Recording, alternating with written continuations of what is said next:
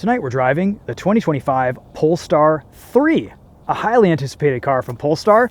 This is the Pilot Plus Performance, and it costs $93,000. On a full charge, it'll do 279 miles. It has a 111 kilowatt hour battery pack. It makes 489 horsepower, 620 pound-feet of torque, and it's a looker. It is a stunning crossover. You've got this front spoiler right here, which is really cool. Some beautiful Scandinavian design language inside and out. It's just a shame that the user experience is a complete disaster.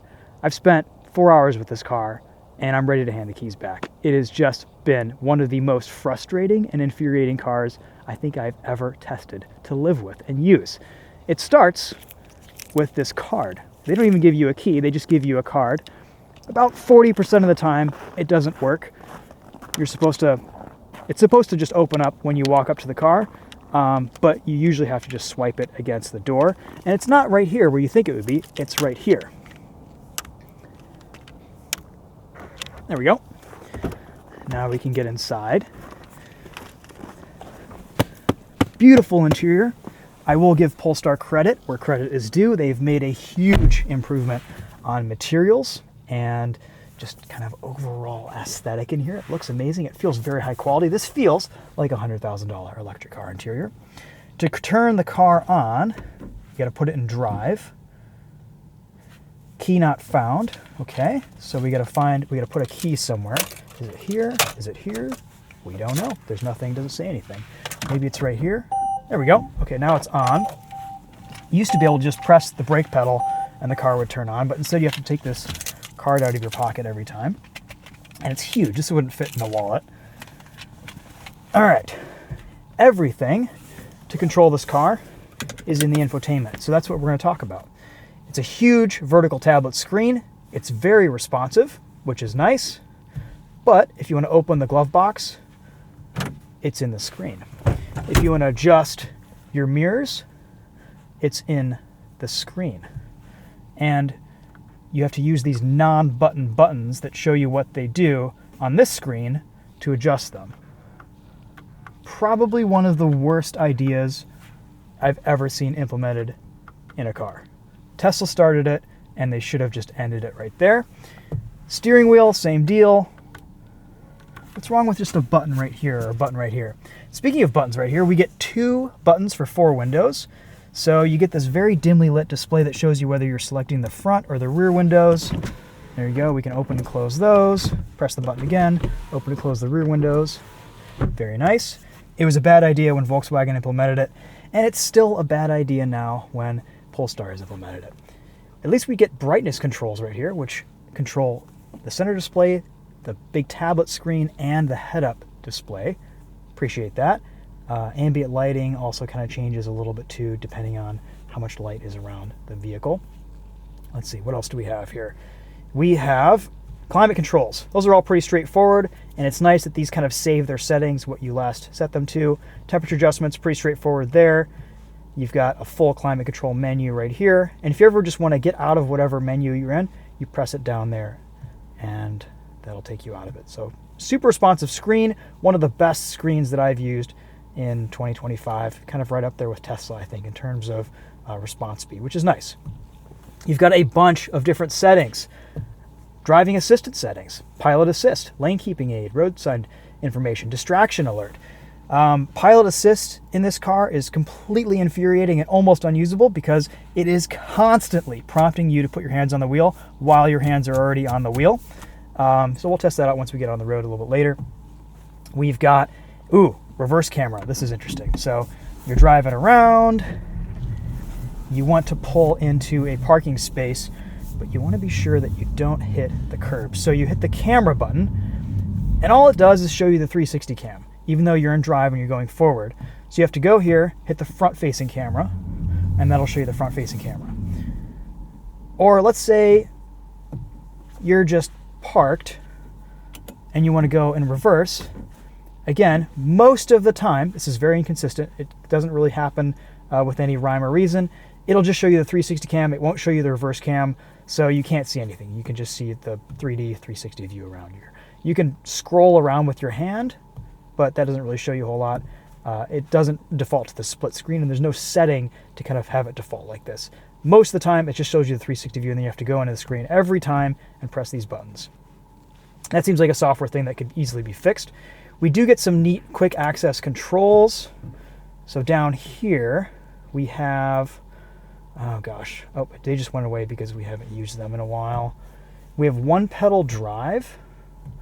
Let's see here. Where's one pedal drive? It went away. Yeah, one pedal drive is right here. You can turn it on and off. You have two settings, and then there's a performance mode right there that will make the car fast and responsive. That's exciting. We have a volume dial and a play and pause button. When you hit pause, you have to wait about 3 seconds for your music to actually stop, which is kind of odd, but I guess it's fine. The Bowers & Wilkins here is fantastic. Let's see, headlights are on.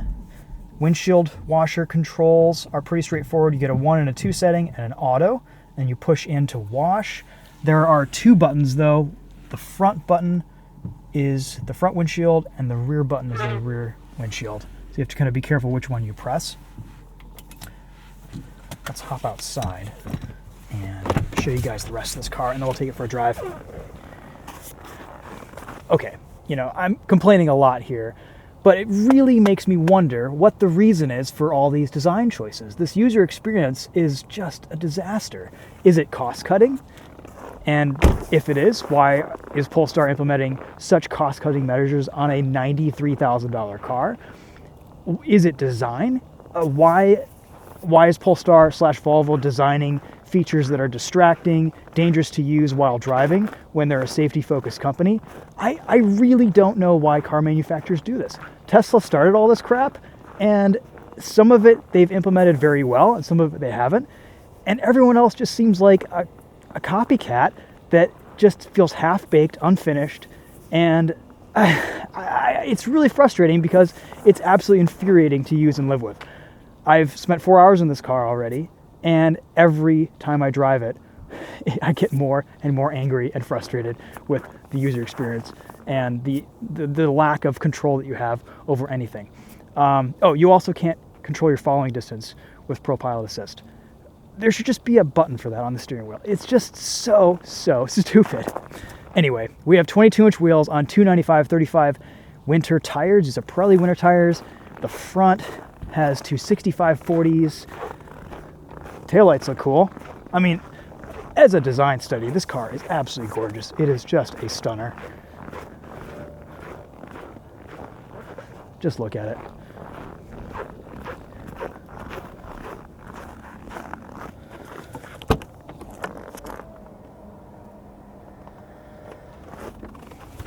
Lots of storage space in the back, nice deep area down here, lots of configurability with this piece. There you go. Nice. Two buttons here, one to close the tailgate, one to lock the vehicle. Here's your charge port. There we go. Lots of room on the back seat. I'm 5'10", this is my driving position. Solid door close. I mean, just a really high quality feeling interior. These seats are amazing. Look at that. Look at the finishing.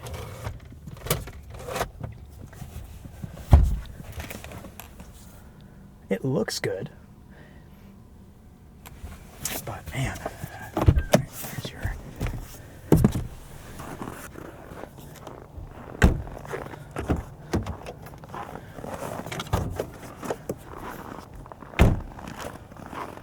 There we go.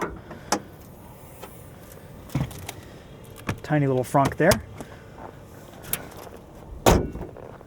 Very lightweight hood. Thor's hammer headlights. All right, well, let's go drive the thing and see if it redeems itself at all on the road.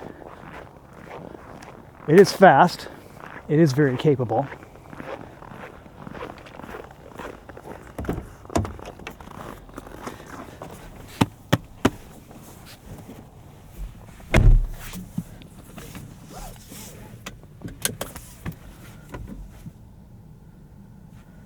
Every time you get out of the car and then get back in, you have to put your key back here.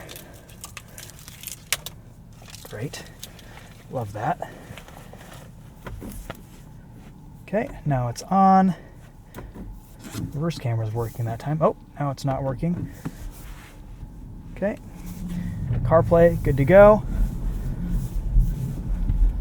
A few different drive modes here. A couple clicks to get there. You have an ESC Sport mode. 2 different power delivery settings, range and performance. Steering feel, you can choose between light, standard, and firm. Suspension feel, standard, nimble, and firm. And 1-pedal drive, standard, low, or off. Okay, all pretty regular things that we're used to seeing in Polestar vehicles. In ESC Sport mode, let's see if you can have a little bit of fun with it. I think you can. All right, well, there's a redeeming quality. Very nice. Cool. All right, well, there you go. Headlights seem to perform pretty well at night. Let's see what acceleration is like.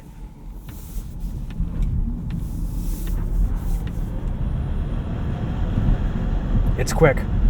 Oh yeah, and then there's that, which is a wonky window seal, which is not a unique issue to this Polestar 3. A bunch of people are complaining about it on the forums.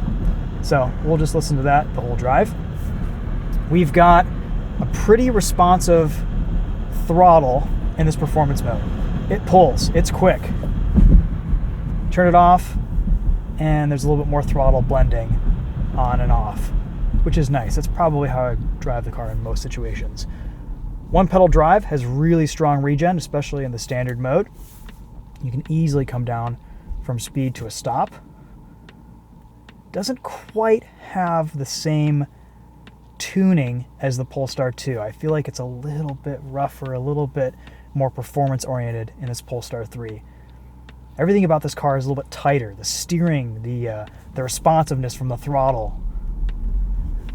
And that would make sense given what spec this is. This is the first edition. Full-on performance model.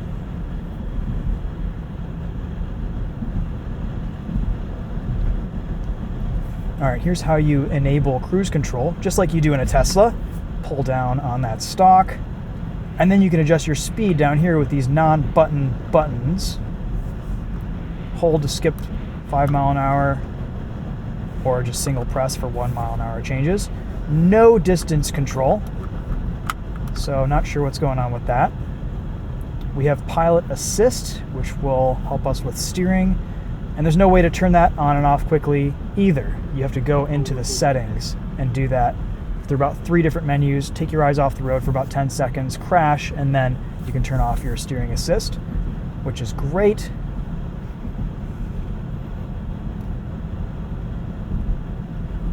Not registering traffic in front of me at all. Had to dip into the brakes there. You can hear the air suspension making minor adjustments. We're at 77% battery, about 160 miles of range. And there's a little bit of traffic on the road, so I don't expect that we'll really be able to push this car's performance limits. Still coming down from rush hour here.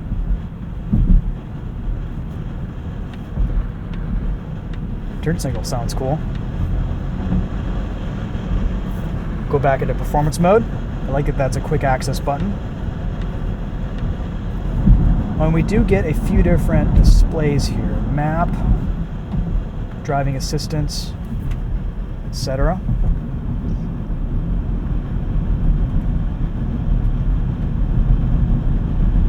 Good grip, really flat around a corner. Not a ton of steering feel, but enough.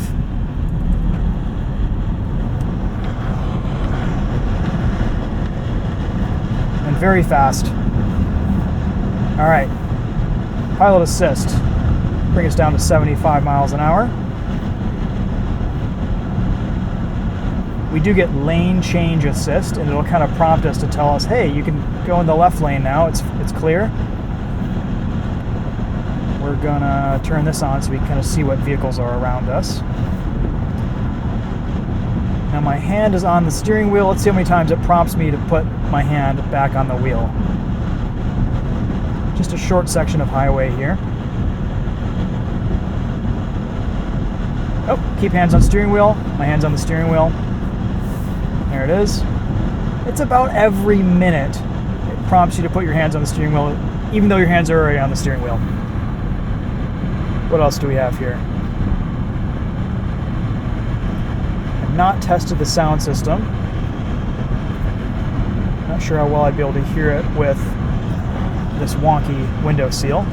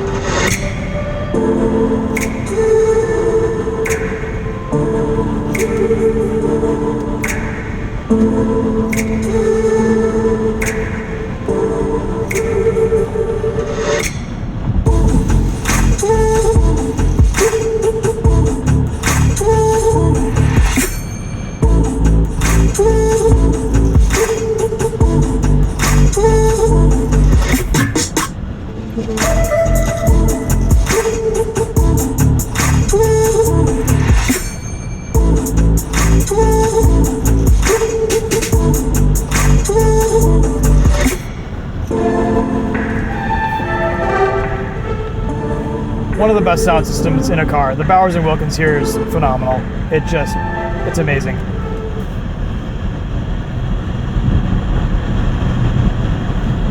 Brakes are very touchy, very sensitive.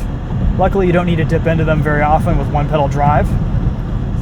But just out of curiosity, let's turn one pedal drive off and see how easy they are to modulate.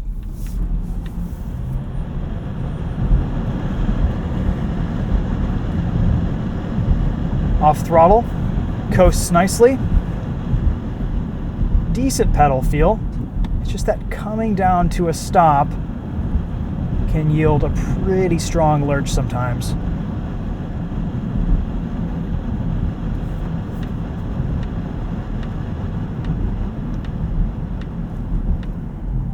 Brakes feel strong though.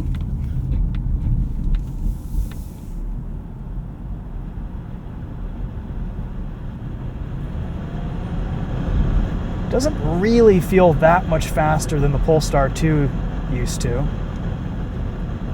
All EVs are fast these days. They're all responsive. Let's do some low-speed driving here. See what it's like pulling into a parking space.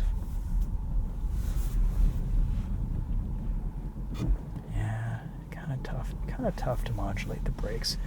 All right, pull up my camera. All I see is the 360 view.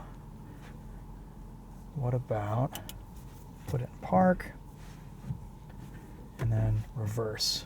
Oh, reverse camera showed up that time. Some pretty big blind spots with these B-pillars here.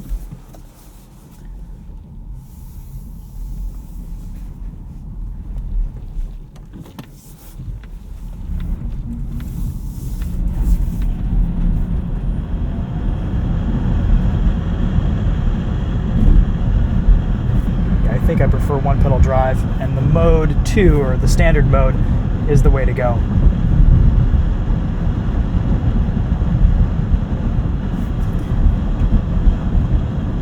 Seat controls are pretty well implemented. It's one switch, and it kind of does everything. You rotate it to do the backrest, you push up and down to control your seat height, and fore and aft to control how far away you are from the steering wheel.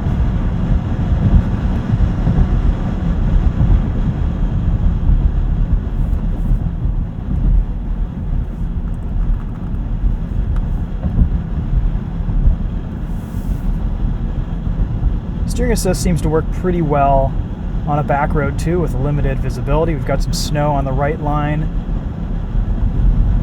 some worn out lines in the middle.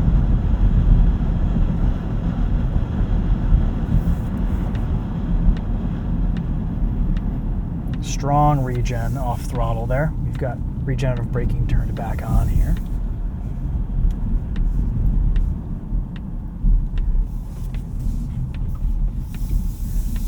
I like the way it drives. It feels tight, it feels nimble, not too big on the road. The steering is beautifully light with just a little bit of feel.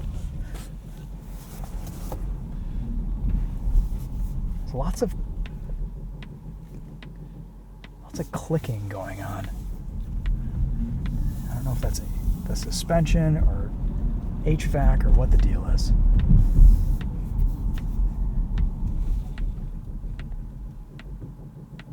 Weird.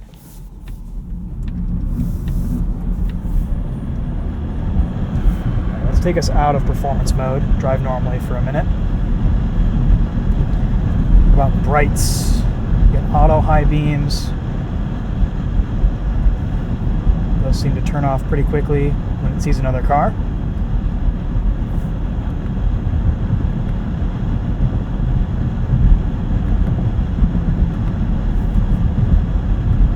I like how responsive all the screens and displays are. That is nice. And I don't actually know if Polestar gives you a true key with this or if it's just the stupid card. If it's just the card, that might be a deal breaker for me because it is infuriating. It's supposed to sense when you approach the vehicle. It's supposed to sense when you leave the vehicle. Maybe it would help if you had an app, if you had registered an account and you own this car. I can't speak for that. We usually don't get that experience as a journalist. App integration with a press car. Rotates nicely, handles well. And even in standard mode, it's quick. Really too bad about this this window seal here. I'm sure otherwise this would be a pretty quiet driving experience. Instead, it's about as loud as my Honda S2000.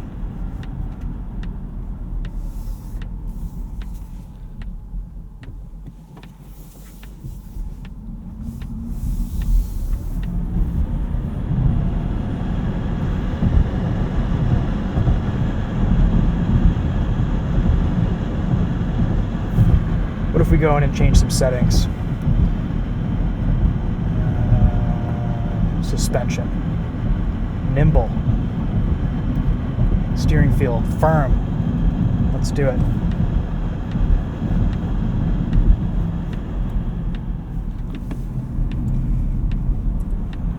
There we go. Sport mode ESC turned off. Beautiful rotation here.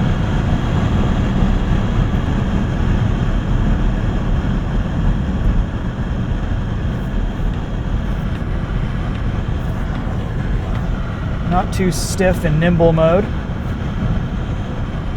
Turn the gauge cluster down a little bit.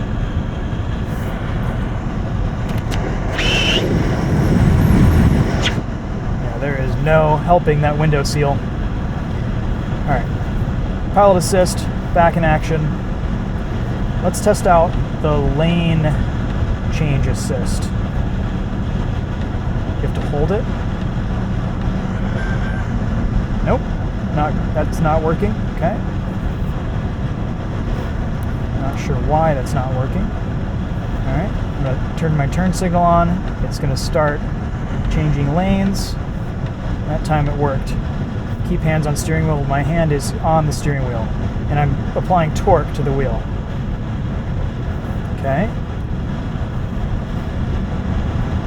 No idea how quiet this is supposed to be at speed.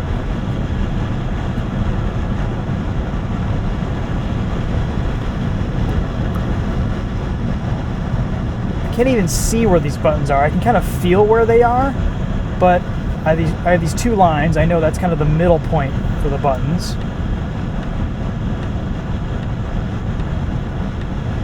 There we go. Seem to negotiate that lane change pretty well. And the turn signal will auto cancel, which is nice.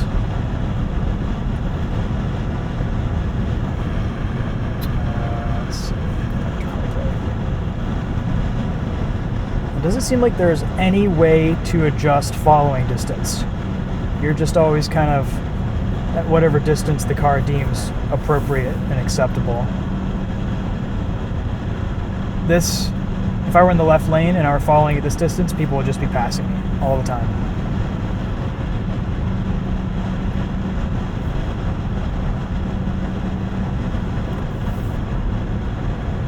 Went through all the settings, pressed the buttons, non-buttons down here.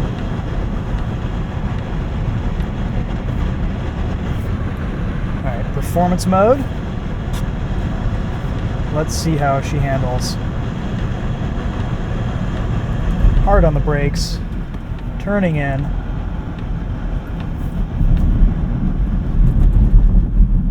Slowing down. Accelerating.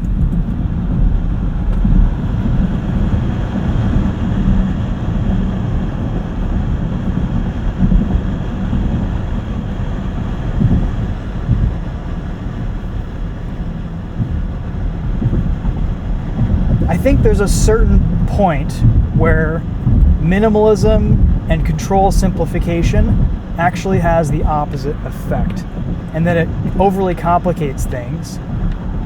And my biggest concern with this is that I think it makes driving unsafe.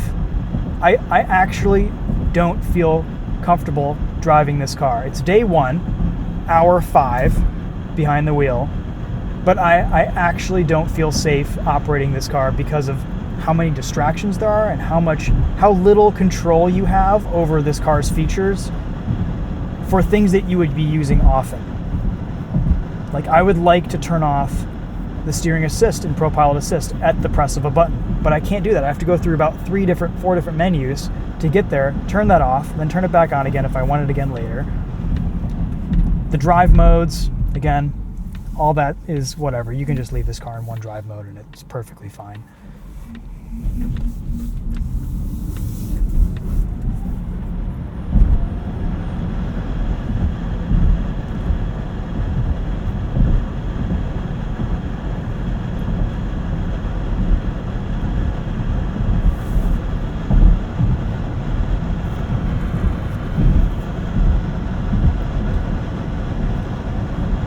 Lane departure, I have that turned off. It's prompting me right now saying that I'm out of my lane, even though I'm not out of my lane.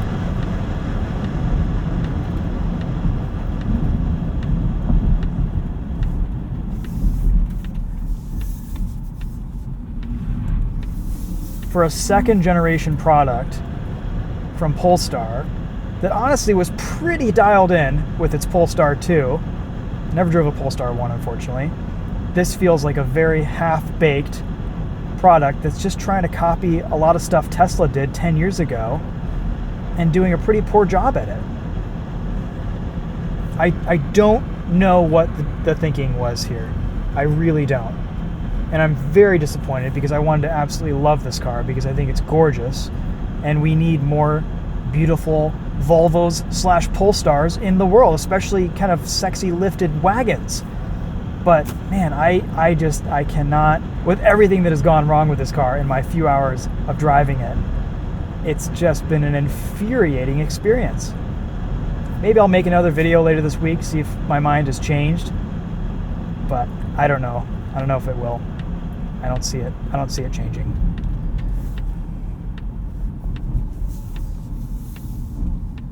All right, we'll hop out one more time. Walk you guys around this. Park. Also, what's wrong with just an on-off button? Or you get in and the car just turns on by pressing the brake pedal. Isn't that what used to happen? Why complicate things that already work? Why get rid of our window switches, our mirror controls, our steering wheel adjustment? There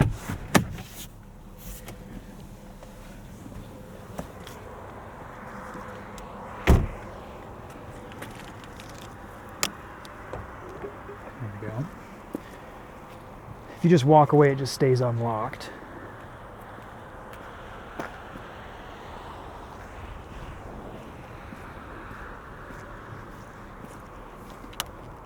Get a view of the lights here.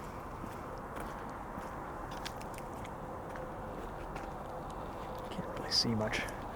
Too dark.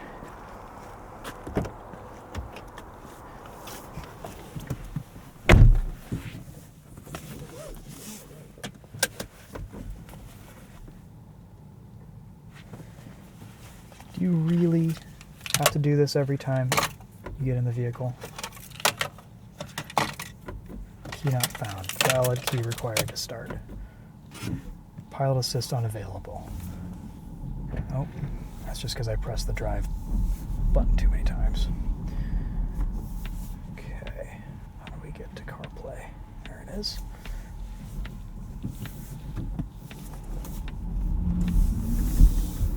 At least it saves your settings from your previous drive, like your heated seat, your heated steering wheel, your performance drive mode. Wonder if it saved other things like suspension settings. Yeah, it did. Good.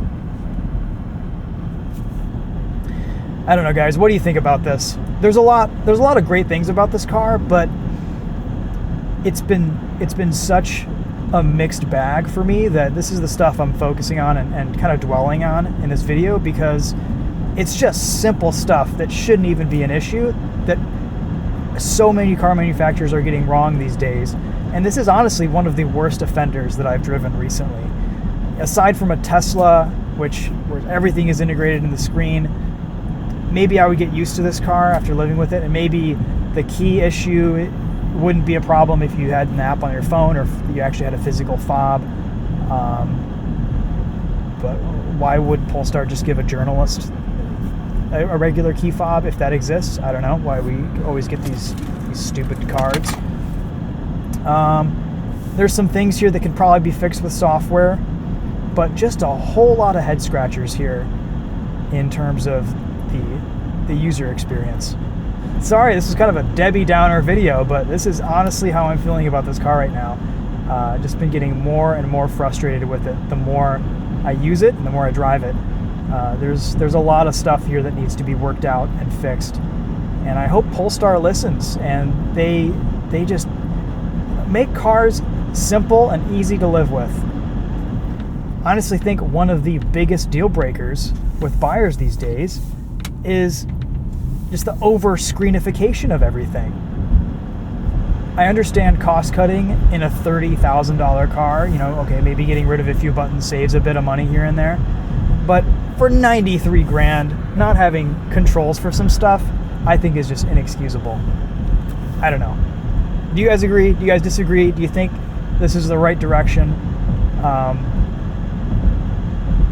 I am shocked that there is this lack of control and this level of distraction in a product related to Volvo, because I honestly think it's a safety concern. All right, that's it.